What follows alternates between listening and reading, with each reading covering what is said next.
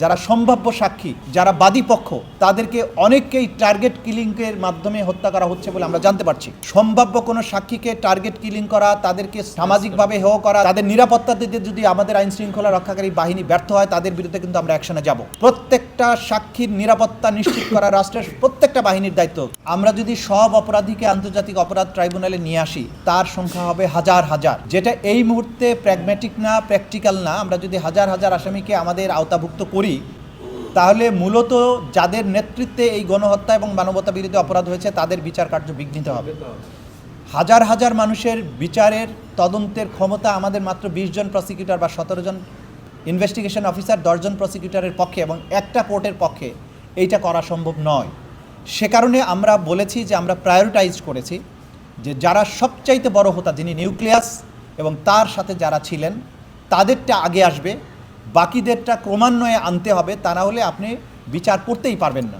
যেহেতু নিউক্লিয়াস এবং সুপ্রিম কমান্ডারদের বিচারের ব্যাপারে আমরা উদ্যোগী, এখন তাদের ব্যাপারে আমরা মনোযোগী হচ্ছি।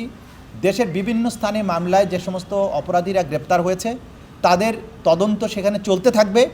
একটা নির্দিষ্ট সময়ে, উপযুক্ত সময়ে এগুলো ট্রাইব্যুনালের কাছে রেফার হবে, যখন আমরা দেখব যে ওই মামলাগুলো সবগুলো মানবতা বিরোধী অপরাধ। এখন এটা রাষ্ট্রের আইন শৃঙ্খলা রক্ষাকারী বাহিনীর দায়িত্ব যে যাদের বিরুদ্ধে এরকম কগনাইজেবল অফেন্সের অভিযোগ আছে তাদের গ্রেপ্তার করে তাদেরকে বিচারের মুখোমুখি করা, তাদেরকে কারাগারে বন্দী করা। আমি আশা করব বাংলাদেশের আইন শৃঙ্খলা রক্ষাকারী বাহিনী এখন স্টেবল হয়েছেন। তারা যে সমস্ত পারপিট্রেটার্স, যারা মাঠে ময়দানে ঘুরে বেড়াচ্ছেন, আন্তর্জাতিক অপরাধ ট্রাইব্যুনাল তাদেরকে সঙ্গত কারণেই সবার কাছে এখনও পৌঁছতে পারেনি, সেই সব জায়গায় আইন শৃঙ্খলা রক্ষাকারী বাহিনী তাদের দায়িত্ব পালন করবেন। এবং আমরা আরেকটা শঙ্কার কথাও বলছি, আমরা খুব সহসাই একটা পদক্ষেপ গ্রহণ করব যে এই ট্রাইব্যুনালে মানবতা বিরোধী অপরাধের ব্যাপারে যারা সাক্ষী, যারা সম্ভাব্য সাক্ষী, যারা বাদী পক্ষ, তাদেরকে অনেককেই টার্গেট কিলিংয়ের মাধ্যমে হত্যা করা হচ্ছে বলে আমরা জানতে পারছি। এই ব্যাপারে আমরা ট্রাইব্যুনালের কাছে যাওয়ার আগে আইন শৃঙ্খলা রক্ষাকারী বাহিনীকে বলবো যে এই ট্রাইব্যুনালের প্রত্যেকটি সাক্ষী আইন দ্বারা প্রোটেক্টেড। সম্ভাব্য কোনো সাক্ষীকে টার্গেট কিলিং করা, তাদেরকে সামাজিকভাবে হেয় করা, তাদের নিরাপত্তা দিতে যদি আমাদের আইন শৃঙ্খলা রক্ষাকারী বাহিনী ব্যর্থ হয়, তাদের বিরুদ্ধে কিন্তু আমরা অ্যাকশনে যাব।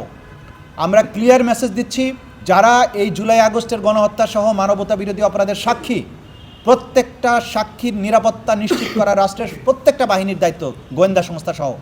এরপরে যদি আমরা কোনো টার্গেট কিলিং বা সাক্ষীদের ব্যাপারে হেনস্থা, আহত বা নিহত হওয়ার খবর পাই, ট্রাইব্যুনালের পক্ষ থেকে কিন্তু আমরা যথাযথ ব্যবস্থা গ্রহণ করব। এবং বাকি সাক্ষীদেরকে আমরা আশ্বস্ত করতে চাই, আমরা আমাদের সর্বোচ্চটা দিয়ে হলেও সাক্ষীদের নিরাপত্তা আমরা নিশ্চিত করব। এই বিচার নিশ্চিত করার পথে যারা বাধা হয়ে দাঁড়াবে তাদের কাউকেই ক্ষমা করা হবে না।